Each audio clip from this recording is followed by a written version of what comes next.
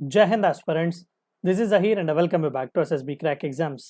Directive principles of state policy पूरे भारतीय राज्यांग में one of the most important parts हैं और स्पेसिफिकली बताऊं तो पार्ट 4 ऑफ इंडियन कॉन्स्टिट्यूशन पूरा directive principles of state policy से डील करता है। तो आज के इस लेक्चर में हम जानने की कोशिश करेंगे कि ये डायरेक्टिव प्रिंसिपल्स दरअसल होते क्या हैं, कितने क्रूशियल हैं इंडिया में सोशो इकोनॉमिक जस्टिस लाने के लिए, वेलफेयर स्टेट का कॉन्सेप्ट वगैरह क्या है, उन सभी के बारे में क्लैरिटी मिल जाएगी और पूरे आर्टिकल्स जो 3 अलग अलग सेक्शंस में हमने बांटे हुए हैं उन सभी का भी क्विक रिवीजन आपका हो जाएगा। तो आइए आज के इस लेक्चर को शुरू करते हैं। तो directive principles of state policy, नाम को थोड़ा बहुत ध्यान लिए अगर हम समझने की कोशिश करेंगे तो हमें पता चलेगा कि चंद डायरेक्टिव्स दिए जा रहे हैं स्टेट को, यानी कि सरकार को, कि जब वो पॉलिसी बनाती है तो ये प्रिंसिपल्स को, इन डायरेक्टिव्स को इन्हें फॉलो करना पड़ेगा। अब सबसे इंपॉर्टेंट सी चीज किस लिए इन डायरेक्टिव्स और इन प्रिंसिपल्स को फॉलो करना पड़ेगा, it is to promote the concept of welfare state. Welfare state होता क्या है?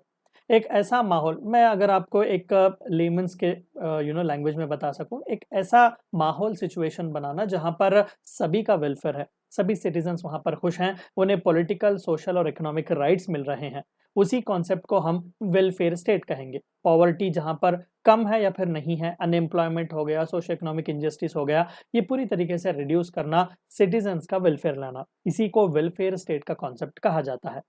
पार्ट 4 ऑफ इंडियन कॉन्स्टिट्यूशन, अगर आर्टिकल्स में बताऊं तो आर्टिकल 65 से लेकर 51 तक ये directive principles of state policies हैं। बाबा साहब अंबेडकर ने तारीफ करते हुए डायरेक्टिव प्रिंसिपल्स की बताया कि these are instruments of instructions.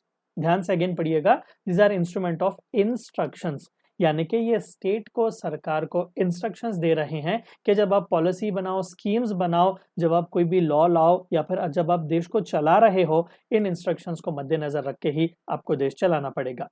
अब यहाँ पर जैसे कि मैंने कहा कि 3 अलग अलग सेक्शंस, 3 अलग अलग सेक्शंस तो नहीं कहूंगा, 3 अलग अलग कॉन्सेप्ट्स के तहत या फिर इंस्पिरेशन को लेकर इन डायरेक्टिव प्रिंसिपल्स को बनाया गया है और उन 3 अलग अलग कैटेगरीज के नाम आप देख लीजिएगा।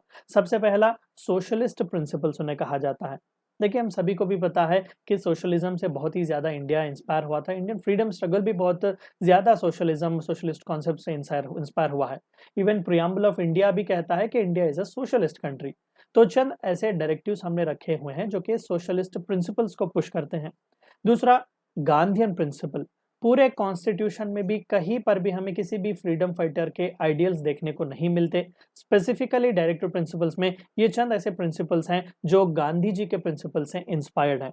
डायरेक्टली तो गांधी जी का नाम वहां पर नहीं है, लेकिन ये सेट ऑफ ऐसे प्रिंसिपल्स हैं जिनका पॉलिटिकल एनालिस्ट का मानना यह है और कॉन्स्टिट्यूंट असेंबली के मेंबर्स ने भी गांधी जी के आइडियल से इंस्पायर होकर इन्हें इंसर्ट किया हुआ है। और तीसरा, लिबरल या इंटेलेक्चुअल प्रिंसिपल्स। ज्यादातर जो वेस्टर्न वर्ल्ड में हमें एक अल्ट्रा मॉडर्न डेवलप्ड सोसाइटीज देखने को मिलते हैं, तो वहां पर भी चंद ऐसी चीजें हमने इंस्पायर ली हुई है जो कि हमने अपने कॉन्स्टिट्यूशन में इंसर्ट किया हुआ है। अब ये बहुत ही फंडामेंटल गाइडलाइंस भी माने जाते हैं कंट्री के गवर्नेंस के लिए, क्योंकि वेलफेयर स्टेट का कॉन्सेप्ट यहाँ पर पुश किया जाता है। मैंने ऑलरेडी आपको कई सारे वीडियोस में बताया कि इंडियन कॉन्स्टिट्यूशन को लगभग 60 अलग अलग कंट्रीज के कॉन्स्टिट्यूशन को पढ़ने के बाद, खंगालने के बाद, पूरी तरीके से ना उन्हें एनालाइज करने के बाद हमारे इंडियन कॉन्स्टिट्यूशन को लिखा गया है। जैसे कि हम कहते हैं ना कि Indian constitution might be a patch work but it is a beautiful patch work. So यहाँ का इंस्पिरेशन या फिर डायरेक्टिव प्रिंसिपल्स का जो इंस्पिरेशन है वो हमने आयरलैंड से लिया हुआ है, डीपीएसपी का इंस्पिरेशन। और छोटा सा फर्क मैं आपको फंडामेंटल राइट्स और डायरेक्टिव प्रिंसिपल्स के बीच बता दूं तो डायरेक्टिव प्रिंसिपल्स जो है वो दरअसल नॉन जस्टिसएबल इन नेचर है। आगे बढ़ने के पहले थोड़ा बहुत मैं हिस्टोरिकल कंटेक्स्ट बता दूं ताकि आपको क्लैरिटी आ जाए फंडामेंटल राइट्स और डायरेक्टिव प्रिंसिपल्स के बीच। देखिए, बात 1945 की है, जब सप्रू कमेटी बिठाई गई थी, तेज बहादुर सप्रू जी की कमेटी बिठाई गई थी। तो अब देखिए, वो 1945 एक ऐसा माहौल था इंडिया में जहां पर पूरी तरीके से डिमांड चल रही थी और बात भी पूरी तरीके से चल रही थी कॉन्स्टिट्यूंट असेंबली को बिठाने के लिए। यानी कि इन डिटेल बताऊं तो इंडिया के लिए कॉन्स्टिट्यूशन इंडियंस ही लिखेंगे, ब्रिटिश वहां पर कुछ नहीं करेगा, यानी कि ब्रिटिश का इंटरफ्रेंस वहां पर नहीं होगा। तो जाहिर सी बात थी कि बाद में कॉन्स्टिट्यूंट असेंबली को बनाया गया और उसी तरीके से इंडियन कॉन्स्टिट्यूशन को भी लिखा गया। तो सप्रू कमेटी ने 1945 में अपने सजेशंस दिए और उन्होंने 2 कैटेगरी ऑफ इंडिविजुअल राइट्स को इंसर्ट करने की बात यहाँ पर की। सबसे पहला उन्होंने कहा कि भाई जस्टिसेबल राइट्स रखो और दूसरा नॉन जस्टिसेबल राइट्स रखो। जस्टिसेबल यानी कि क्या? उन अधिकारों का उल्लंघन होने पर कोई भी सिटीजन जो है वो सीधा जुडिशरी सुप्रीम कोर्ट के पास ही जा सकता है। बेस्ट एग्जांपल मैं दूं तो आपके मौलिक अधिकार जितने भी हैं, फंडामेंटल राइट्स, वो सभी जस्टिसेबल इन नेचर हैं। आर्टिकल 14 से लेकर 32 जितने भी आपको right to equality, right to freedom, right against exploitation, ये जितने भी राइट्स आपको दिए गए हैं वो सभी जस्टिसेबल है। यानी कि किसी भी सिटीजन के मौलिक अधिकार अगर उल्लंघन होते हैं, अगर वायलेट होते हैं, तो आप डायरेक्टली सुप्रीम कोर्ट का दरवाजा खटखटाइएगा, सुप्रीम कोर्ट खुद आपको आपके फंडामेंटल राइट्स दिलाएगा। अब ये किस लिए किया गया है? अब देखिए जितने भी फंडामेंटल राइट्स आप देख लीजिएगा, चाहे वो राइट टू इक्वालिटी हो, फ्रीडम हो, राइट अगेंस्ट एक्सप्लॉयटेशन हो, रिलीजियस फ्रीडम का राइट हो, cultural and educational rights, right to constitutional remedies, ये सभी सेट ऑफ राइट्स ऐसे हैं जो पॉलिटिकल राइट्स हैं। यानी कि एक सिटीजन के लिए पॉलिटिकल अवेयरनेस बढ़ाने की कोशिश करते हैं और उनके पॉलिटिकल राइट्स को उन्हें प्रोवाइड करते हैं। वही दूसरे हाथ पर अगर हम देखें तो there are non justiciable rights. ये भी अधिकार ही हैं, ये भी अधिकार ही हैं, लेकिन वो जस्टिसेबल नहीं है। अब उनका पर्पस किस लिए? क्योंकि वो अभी देने लायक नहीं है। यानी कि अब आप कह सकते हैं कि कई सारा क्रिटिसिज्म भी आया दरअसल कि एक ब्लैंक चेक की तरह है जो बैंक को दिया गया है कि जब बैंक की अवेलेबिलिटी जब होगी तब पैसा हमें जो है ना हाथ में दिया जाएगा। तो ऐसे कई सारे कमेंट्स भी इस पर पास किए गए। लेकिन हमारे कंट्री के वेलफेयर के लिए रन करने के लिए ये डायरेक्टिव प्रिंसिपल्स बहुत ही इंपॉर्टेंट है। मैं आपको बेस्ट एग्जांपल देता हूँ। अभी हम आगे जब गांधीयन प्रिंसिपल्स पढ़ेंगे तो हम देखेंगे एक एग्जांपल आर्टिकल 40 का, जो कहता है कि विलेजेस में पंचायत को ऑर्गेनाइज करो। हमारा कॉन्स्टिट्यूशन अडॉप्ट हुआ 1950। 1950 से लेकर 1992 तक भी हमारे पास कॉन्स्टिट्यूशनल रिकॉग्नाइज्ड पंचायती राज इंस्टीट्यूशंस नहीं थे, ना ही अर्बन लोकल बॉडीज को कॉन्स्टिट्यूशनल बैकिंग मिला हुआ था। It was only through 73rd and 74th constitutional amendment act ये दोनों इंस्टीट्यूशंस को कॉन्स्टिट्यूशनल दर्जा भी मिला, कंटिन्यूस रेगुलर इलेक्शंस भी हम चलाना हमने शुरू किया। तो आप देख सकते हैं कि आर्टिकल 40 जो कि directive principles of state policy का हिस्सा है, वो नॉन जस्टिसेबल था। तो 1950 से लेकर 1992 के बीच अगर कोई एक इंडिविजुअल जाता सुप्रीम कोर्ट ये कहकर कि देखो आर्टिकल 40 में तो हमें अधिकार दिया गया है कि विलेजेस में ना पंचायत ऑर्गेनाइज करेंगे, तो सुप्रीम कोर्ट उसे फुलफिल नहीं कर सकता था। क्यों? क्योंकि वो नॉन जस्टिसेबल राइट था। यानी कि सरकार को ये छूट दी गई थी कि जब अवेलेबल होगा, जब सही तौर पर आप समझोगे कि हाँ मूवमेंट सही है, लोगों में अवेयरनेस आ चुका हुआ है, डेमोक्रेटिक डिसेंट्रलाइजेशन देने का वक्त आया है, तो तब आप दे सकते हैं। तो इवन दो 1952 से मुहिम चालू हुई थी, कम्युनिटी डेवलपमेंट प्रोग्राम एक्सेट्रा, कई सारे कमिटीज भी आके चले गए, Balwant Rai Mehta committee, Ashok Mehta committee, L M Sanghvi committee, Hanumant Rao committee से कई सारे कमिटीज भी आए और अल्टीमेटली 1990s में हमें देखने को मिला कि पंचायती राज इंस्टीट्यूशंस और अर्बन लोकल बॉडीज को रिकॉग्नाइजेशन मिला। तो मैं समझता हूं कि आपको क्लैरिटी आ चुकी होगी जस्टिसेबल और नॉन जस्टिसेबल राइट्स के बीच क्या है। फंडामेंटल राइट्स अगर पॉलिटिकल राइट्स हैं तो डायरेक्टिव प्रिंसिपल्स जो हैं वो आपके लिए सोशो इकोनॉमिक राइट्स हैं, लेकिन कब दिए जाएंगे उसके बारे में हमें कुछ क्लैरिटी नहीं है। बस इतना हमें कहा गया है कि डायरेक्टिव प्रिंसिपल्स जो हैं वो सरकार के लिए बहुत ही ज़रूरी है, क्योंकि देश चलाने में इन्हीं डायरेक्टिव प्रिंसिपल्स को मद्देनजर रख के ही आपको स्टेट चलाना पड़ेगा। सो ये था उसका background.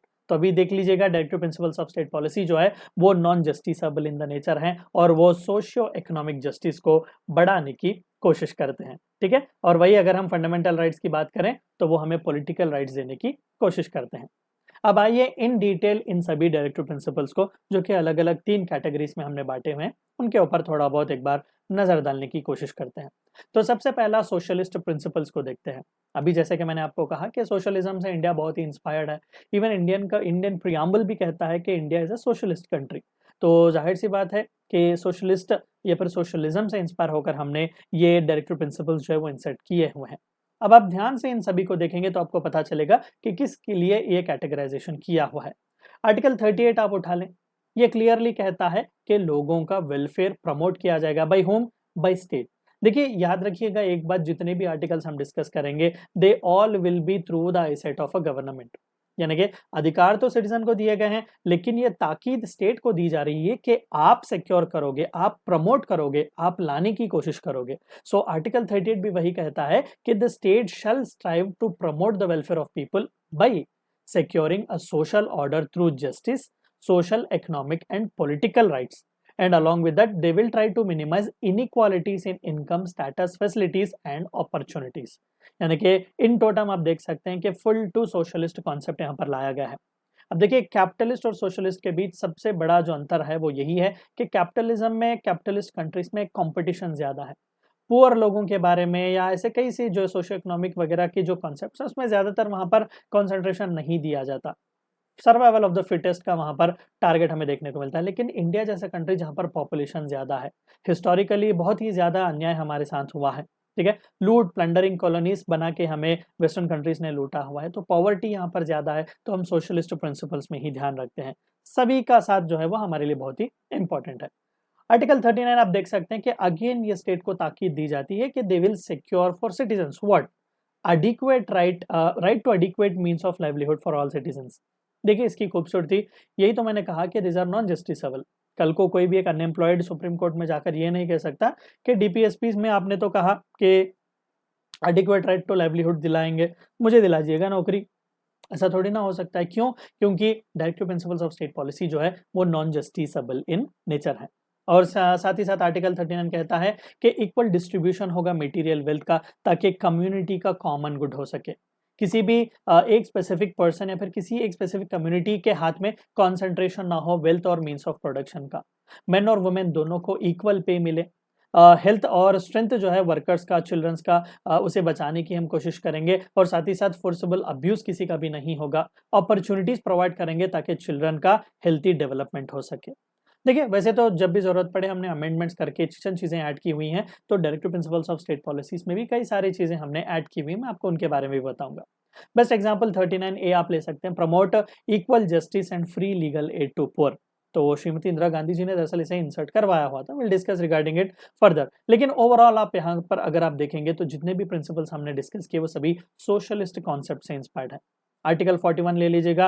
Again in cases of unemployment, old age, sickness, disablement, secure citizens right to work, right to education and right to public assistance. Article 42 कहता है कि ह्यूमन कंडीशंस बनाएंगे वर्किंग प्लेस में और साथ ही साथ मैटरनिटी रिलीफ की भी बात कर रहा है। आर्टिकल 43 देखो, secure a living wage, a decent standard of life and social and cultural opportunities for all workers. Article 43A कहता है कि वर्कर्स मैनेजमेंट ऑफ इंडस्ट्रीज में पार्टिसिपेट करेंगे, इसके लिए स्पेसिफिक स्टेप्स सरकार को लेने पड़ेंगे। दूसरा article 47, raise the level of nutrition and standard of living of people and to improve public health. Overall आप देख लो जितने भी टर्म्स एंड टर्मिनोलॉजीज अब तक हमने इस्तेमाल किए हुए, चाहे वो वर्क का हो, एजुकेशन का हो, public assistance, legal head, health के बारे में, मैटरनिटी रिलीफ, मेन और वुमेन का इक्वल वेज पे करना वगैरह, ये सभी सोशलिस्ट कॉन्सेप्ट से इंस्पायर होकर हमने रखे हुए हैं।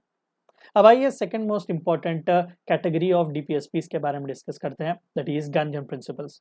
देखिए कोई भी इस बात को मना नहीं कर सकता कि जो छाप गांधी जी ने इंडियन फ्रीडम स्ट्रगल पर छोड़ी है, it is actually something which can not be removed forever. दरअसल India is equal to Gandhi, Gandhi is equal to India बन चुके हुए थे। अभी भी गांधी का ही देश इंडिया को कहा जाता है। तो गांधी जी के लाइफ से इंस्पायर होकर, गांधी जी के जीने का जो तरीका था उससे इंस्पायर होकर चंद इंपॉर्टेंट से हमने यहाँ पर डायरेक्टिव प्रिंसिपल्स भी जो है वो इंसेट किए हुए हैं। हम उनके बारे में भी थोड़ा बहुत जानने की कोशिश करते हैं। सबसे पहला आर्टिकल जिसके बारे में हम डिस्कस करेंगे दैट इज आर्टिकल 40। मैंने आपको ऑलरेडी इसके बारे में एग्जाम्पल भी दिया हुआ है। गांधी जी हमेशा से कहते थे कि रियल इंडिया एक्चुअली रेस्ट और लिव्स इन विलेजेस ओनली। अगर इंडिया को देखना हो तो भाई इंडिया के देहात को देखो, इंडिया के विलेजेस को देखो। तो जाहिर सी बात थी कि डेमोक्रेटिक डिसेंट्रलाइजेशन लोगों तक पहुंचाना बहुत ही जरूरी है। तो गांधी जी का ही ये आइडियल था, तो उसी का इंस्पिरेशन लेकर हमारे कॉन्स्टिट्यूशनल राइटर्स ने आर्टिकल 40 इंसर्ट किया और उन्होंने कहा और ताकीद दी स्टेट को कि you shall organise village panchayats and endow them with necessary powers and authority to enable them to function as a unit of self government. दरअसल इसी आर्टिकल के इंस्पिरेशन को लेकर 73rd और 74th कॉन्स्टिट्यूशनल अमेंडमेंट एक्ट पास किए गए, जिसके तहत पंचायती राज इंस्टीट्यूशंस यानी कि ग्राम सभास और अर्बन लोकल बॉडीज, म्युनिसिपैलिटीज को कॉन्स्टिट्यूशनल बैकिंग मिला। उनके रेगुलर इलेक्शंस भी चलने लग गए। स्टेट में फाइनेंस कमीशंस भी बिठाते हैं ताकि उन्हें एडिक्वेट रेवेन्यू वगैरह, एडिक्वेट इंपॉर्टेंट से डिसीजन लेने के पार्ट्स भी उन्हें दिए जा चुके हुए, यानी कि पावर्स को डिवॉल्व करके उन्हें दिया गया है।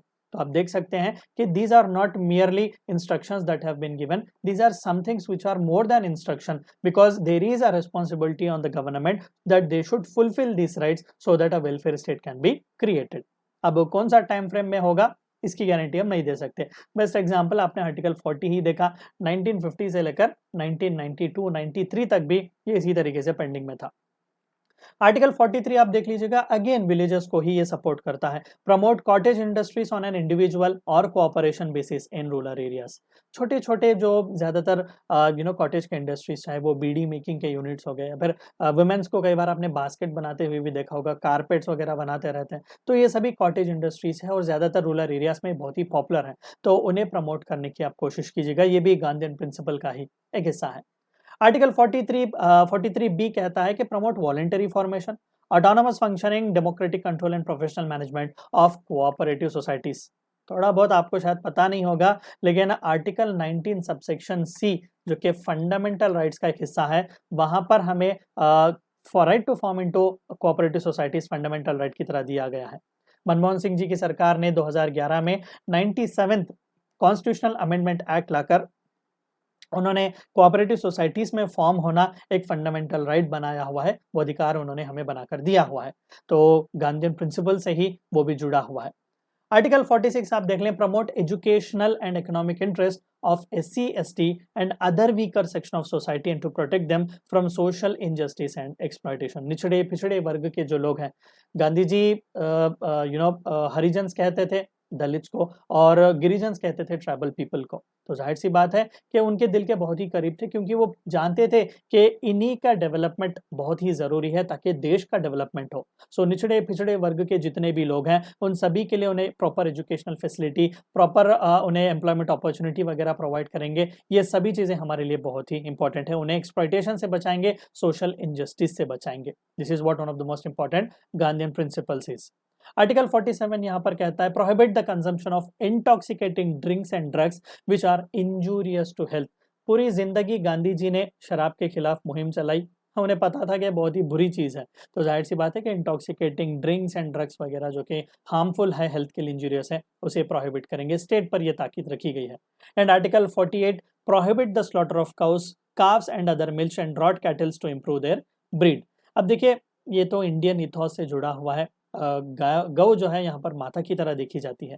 Not just modern India, even since the वैदिक एज भी गाय को अघन्य माना गया, यानी कि उसका जान लेना एक पाप की तरह देखा गया है। तो वो भी गांधीयन प्रिंसिपल से ही इंस्पायर्ड है, उसे भी हमने यहाँ पर इंसर्ट किया। अब थर्ड कैटेगरी ऑफ राइट्स की अगर मैं बात करूं, राइट्स नहीं कहूंगा, इंस्ट्रक्शंस की बात करूं, तो वो लिबरल इंटेलेक्चुअल प्रिंसिपल्स हैं। सोशलिज्म के कॉन्सेप्ट्स तो हमने समझ गए, रशियन रेवोल्यूशन वगैरह जो सोशलिज्म का रेवोल्यूशन चल रहे थे उससे हमने ले लिया। गांधी जी के प्रिंसिपल्स, जो कि Gandhi ji father of our nation है। अब तीसरे जो डायरेक्टिव प्रिंसिपल्स हैं वो लिबरल इंटेलेक्चुअल प्रिंसिपल्स हैं। ज्यादातर वेस्टर्न कंट्रीज, USA हो गया, यूरोप जैसे कंट्रीज हो गए, तो वहां पर ये लिबरल इंटेलेक्चुअल प्रिंसिपल्स बहुत ही फेमस है। तो वहां से भी हमने कई सारे इंपॉर्टेंट से इंटेलेक्चुअल प्रिंसिपल्स उठाए और इंस्ट्रक्शंस यहाँ पर दिए। तो आर्टिकल 44 आप देख लीजिएगा, secure all citizens are uniform civil code throughout the country. छोटा सा एग्जांपल मैं आपको देता हूँ। वैसे तो मैंने कई वीडियोस यूनिफॉर्म सिविल कोड पर बनाए हुए हैं, और एक आध दिन कई बार हमें न्यूज़ चैनल्स में ये चीज़ें देखने को मिलती हैं। मान लेते हैं कि कोई एक मुसलमान शादी करना चाहता है, तो वो निकाह करेगा, शरीयत को वो फॉलो करता है। कोई एक हिंदू है तो वो अग्नि को साक्षी मान के फेरे लेगा, ठीक है। वही अगर एक क्रिश्चियन है तो वो रिंग्स एक्सचेंज करेंगे, वर्ब्स एक्सचेंज करेंगे। यानी कि यहाँ पर हर रिलीजियन के तौर तरीके अलग। अब डिवोर्स भी करने का, मुसलमानों में तलाक देने का तरीका अलग, हिंदुओं में अलग है और क्रिश्चियंस में अलग है। अगर मान लो यूनिफॉर्म सिविल कोड यहाँ पर लाया जाता है, तो इन तीनों कैटेगरी ऑफ पीपल को रजिस्टर ऑफिस जाके मैरिज रजिस्टर करना पड़ेगा, और अगर डाइवोर्स भी चाहिए तो कोर्ट के पास ही जाकर उन्हें डाइवोर्स लेना पड़ेगा। यानी कि सभी कंट्री में जितने भी लोग रह रहे हैं, irrespective of whatever their background is, चाहे वो रिलीजियन हो, कास्ट हो, क्रीड हो, सभी के लिए एक ही सिविल कोड अप्लाई किया जाएगा। मैरिज के कॉन्ट्रैक्ट्स हो, डिवोर्स का हो गया, अडॉप्शन के इश्यूज हो गए, कई सारे रूल्स एंड रेगुलेशंस एक समान हमें देखने को मिलेंगे। लेकिन क्या इंडिया जैसे कंट्री में ये पॉसिबल है? यही तो सबसे बड़ा प्रॉब्लम है। गोवा जैसे स्टेट्स और चंद नॉर्थ ईस्टर्न स्टेट्स में भी ये बात चल रही है, चंद लोगों ने अप्लाई भी से किया हुआ है, लेकिन थ्रू आउट इंडिया जहाँ पर यूनिटी इन डाइवर्सिटी हम कहते हैं, तो क्या वो उस डाइवर्सिटी को ये यूनिफॉर्म सिविल कोड लुभाएगा, सेटिस्फाई कर पाएगा? ये सबसे बड़ा क्वेश्चन है। देखिए, वेस्टर्न कंट्रीज में रिनेसेंस जिस तरीके से आया वो बिल्कुल भी डिफरेंट है, ठीक है। रिलीजन के खिलाफ मुंह तोड़ जवाब वहां पर दिया गया, लेकिन अभी भी ईस्टर्न हेमिस्फीयर में, इंडिया जैसे कंट्री में, रिलीजन हमारे लिए बहुत ही इंपॉर्टेंट पार्ट है, एक बहुत ही इंट्रिंसिक हिस्सा है हमारे रोजमर्रा की जिंदगी का। तो इसीलिए इन्हें लिबरल इंटेलेक्चुअल प्रिंसिपल्स कहा जाता है। आर्टिकल 45 आप ले लें, provide early childhood care and education for all children until they complete the age of 6 years. दरअसल इसी आर्टिकल 45 को इंस्पिरेशन लेकर 2002 में हमने 86th constitutional amendment act pass किया और आर्टिकल 21A हमने इंसर्ट किया, जहां पर यूनिवर्सल प्राइमरी एजुकेशन की बात हमने कही। यूनिवर्सल प्राइमरी एजुकेशन, 6 से 14 साल के बीच जो बच्चे हैं उन्हें यूनिवर्सल प्राइमरी एजुकेशन मिलता है। यहाँ पर हमने किया क्या, एक तो फंडामेंटल राइट हमने दिया और साथ ही साथ एक fundamental duty, 11th fundamental duty भी हमने इंसर्ट की और कहा कि जो कोई भी पेरेंट्स है, गार्डियंस हैं, जो इनके पास 6 से 14 साल के बच्चे हैं, उन पर यह ड्यूटी है कि वो हर हाल में अपने बच्चों को, अपने वार्ड्स को जो है वो एजुकेशन प्रोवाइड करेंगे। तो ये भी इंस्पिरेशन आर्टिकल 45 से आप देख सकते हैं। तो देख सकते हैं 2002 में, 1950 से लेकर 2002 तक इतना टाइम लग गया हमें ये डायरेक्टिव प्रिंसिपल को फुलफिल करने के लिए। यानी कि डायरेक्टिव प्रिंसिपल्स फुलफिल करेंगे, लेकिन कब करेंगे उसका कुछ इन्फॉर्मेशन नहीं है। Article 48 organise agriculture and animal husbandry on modern and scientific lines. देखिए, इंडिया में एग्रीकल्चर बैकबोन है। 50% से भी ज्यादा पॉपुलेशन डायरेक्टली या इनडायरेक्टली एग्रीकल्चर और अलाइड एक्टिविटीज से जुड़ा हुआ है। और सबसे बड़ा प्रॉब्लम यह है कि बेटर एजुकेशन यहाँ पर नहीं है, सही अवेयरनेस यहाँ के फार्मर के पास नहीं है। वो अभी भी पूरी तरीके से ऑर्थोडॉक्स व्यूज को फॉलो करता है। अपने जो एग्रीकल्चरल के प्रोसेस है वो बहुत ही उसके मुंडेन प्रोसेस हैं। वही अगर हम वेस्टर्न कंट्रीज में जाएंगे, यूरोप, यूनाइटेड स्टेट्स जैसे कंट्रीज में देखेंगे तो रैंचिंग वहाँ पर किए जाते हैं। भले ही एवरेज होल्डिंग बहुत ही कम क्यों ना हो फार्मर की, लेकिन वहाँ पर प्रोडक्शन डबल या ट्रिपल होता है। क्यों? क्योंकि वो मॉडर्न और साइंटिफिक लाइंस पर एग्रीकल्चर को करता है। तो ये no doubt liberal intellectual principle है और जाहिर सी बात है कि ये भी आलोचना स्टेट को ही करनी पड़ेगी। आर्टिकल 49 यहाँ पर कहता है कि protect monuments, places and objects of artistic और historic interest which are declare to be of national importance. Remember, fundamental duty में भी हम पर ड्यूटी रखी गई है कि पब्लिक प्रॉपर्टी को बचाएंगे, लेकिन यहाँ पर स्पेसिफिकली स्टेट को ताकीद दी जा रही है कि नेशनल इंपॉर्टेंस के जो कुछ भी मॉन्यूमेंट्स हो गए, हमारी हिस्ट्री से, हमारी आर्टिस्टिक का ऑब्जेक्ट्स कुछ भी हैं, उन्हें प्रोटेक्ट करना आपकी जिम्मेदारी है। आर्कियोलॉजिकल सर्वे ऑफ इंडिया यही तो काम करता है स्टेट की मदद से। आर्टिकल 50 आप देख लीजिएगा, separate the judiciary from the executive in public services of state. देखिए, वैसे तो 18th सेंचुरी के फ्रेंच फिलोसोफर मॉन्टेस्क्यू ने separation of the parts of the state या फिर सेपरेशन ऑफ ऑर्गन्स जो कि लेजिस्लेटिव, एग्जीक्यूटिव और जुडिशरी है, उसकी बात ऑलरेडी की हुई है। लेकिन यहाँ पर इंडिया की खास बात यह है, क्योंकि हम ब्रिटेन का तरीका फॉलो करते हैं, यहाँ पर लेजिस्लेटिव और एग्जीक्यूटिव दोनों मिलकर काम करते हैं। मैंने कई बार एग्जाम्पल्स भी दिया कि मोदी जी वाराणसी के एमपी पहले, देश के प्रधानमंत्री बाद में है। क्यों? क्योंकि एमपी की तरह इलेक्ट होकर वो लोकसभा में गए, लोकसभा के एमपीज ने उन्हें अपना लीडर ऑफ द हाउस चुना, तभी जाकर वो प्राइम मिनिस्टर बने। तो जाहिर सी बात है कि लेजिस्लेटिव और एग्जीक्यूटिव इंडिया में दोनों मिलकर काम करते हैं। वही जुडिशरी को हमने कंप्लीटली सेपरेट रखा है। जुडिशरी इंटीग्रेटेड और इंडिपेंडेंट तरीके से ही यहाँ पर काम करती है और इसका पर्पस भी इसीलिए रखा गया है कि चेक्स एंड बैलेंसेस की तरह ये एक दूसरे के साथ मिलजुल कर, एक दूसरे के ऊपर चेक्स एंड बैलेंसेस रखकर ये काम करते हैं। आर्टिकल 51 की बात आप देखें, promote international peace and security and maintain just and honourable relations between the nations. इसीलिए स्पेसिफिक रीजन है कि सरकार ना, या फिर सरकारी पोजीशन पर जो कोई भी लोग हैं वो कुछ भी अनाप शनाप कह नहीं सकते, क्योंकि जाहिर सी बात है कि कोई भी कंट्री क्यों ना हो, हम एक दूसरे के साथ पीस ही चाहते हैं, सिक्योरिटी ही चाहते हैं, ऑनरेबल रिलेशनशिप्स ही चाहते हैं। हम रिस्पेक्ट करते हैं सॉवरनिटी को, चाहे वो पाकिस्तान या चाइना जैसे कंट्रीज भी क्यों ना हो। Foster respect for international law and treaty obligation, जो कुछ भी इंटरनेशनल ट्रीटीज हैं जिनका हिस्सा इंडिया है, जो कुछ भी ऑब्लिगेशन इंडिया पर रखा गया है, हम उसे फुलफिल करेंगे। Encourage settlement of international disputes by arbitration. War की बात नहीं की जा रही है, रिमेंबर। इसीलिए इंडिया दुनिया भर में जाना चाहता है कि अहिंसात्मक एक कंट्री है और हम हर हाल में डिप्लोमेसी पर ही ज्यादातर प्रोमिनेंस देते हैं। हम मार काट नहीं चाहते, गांधी का देश है, बिल्कुल हम अहिंसा से ही आगे बढ़ने की कोशिश करते हैं। तो बैठकर बात करते हैं, क्या कुछ प्रॉब्लम है उसे हम सॉल्व करने की कोशिश करेंगे। अब आइए, कई बार हम अमेंडमेंट्स के द्वारा भी इंपॉर्टेंट सी चीज़ें हमने इंट्रोड्यूस की हुई, हमने फंडामेंटल राइट्स को भी अमेंड किया हुआ है। तो डीपीएसपीस क्या है? लेकिन एक बात याद रखिएगा, चाहे वो फंडामेंटल राइट्स हो या फिर डीपीएसपीस, इन्हें स्पेशल मेजॉरिटी से ही अमेंड किया जा सकता है। आर्टिकल 368 वैसे तो पावर देता है पार्लियामेंट को कि वो अमेंड करें, लेकिन यहाँ पर अमेंडमेंट के लिए स्पेशल मेजॉरिटी चाहिए, 2/3 मेजॉरिटी होना चाहिए, 50% ऑफ द टोटल मेंबरशिप भी होनी चाहिए वहाँ पर। So 42nd constitutional amendment 1976, Shrimati Indira Gandhi ji उस वक्त प्रधानमंत्री थी, तो उनके नेतृत्व में यहाँ पर 4 इंपॉर्टेंट से डीपीएसपीस को इंसर्ट किया गया है। सबसे पहला आर्टिकल 39 में to secure opportunity for the healthy development of children, इसको वहां पर इंसर्ट किया गया। Article 39A to promote equal justice and provide free legal aid to poor. Remember national legal services authorities act pass किया गया और district level पर भी डिस्ट्रिक्ट लीगल सर्विसेज अथॉरिटी होते हैं, और कोई भी पुअर हो और बाद में जाकर इवन उसे एक्सटेंड करके एससी एसटीज वुमेन को भी दिया गया, तो वो भी जो अगर अफोर्ड नहीं कर सकते लीगल हेल्प, अगर वो डिस्ट्रिक्ट लीगल सर्विस अथॉरिटी के पास जाएंगे तो उन्हें लॉयर या फिर एडवोकेट को अलोकेट किया जाएगा। आर्टिकल 43A कहता है to take steps to secure the participation of workers in management of industries. Industries के मैनेजमेंट में वर्कर्स का बहुत ही इंपॉर्टेंट सा हाथ होता है, तो इंडस्ट्रीज के मैनेजमेंट में भी वर्कर्स का पार्टिसिपेशन होना बहुत ही जरूरी है। आर्टिकल 48A कहता है कि to protect and improve the environment and to safeguard forest and wild life. Even fundamental duty में भी हमारे लिए एक इंपॉर्टेंट सी ड्यूटी रखी गई है कि वाइल्ड लाइफ को प्रोटेक्ट करेंगे, एनवायरनमेंट को प्रोटेक्ट करेंगे।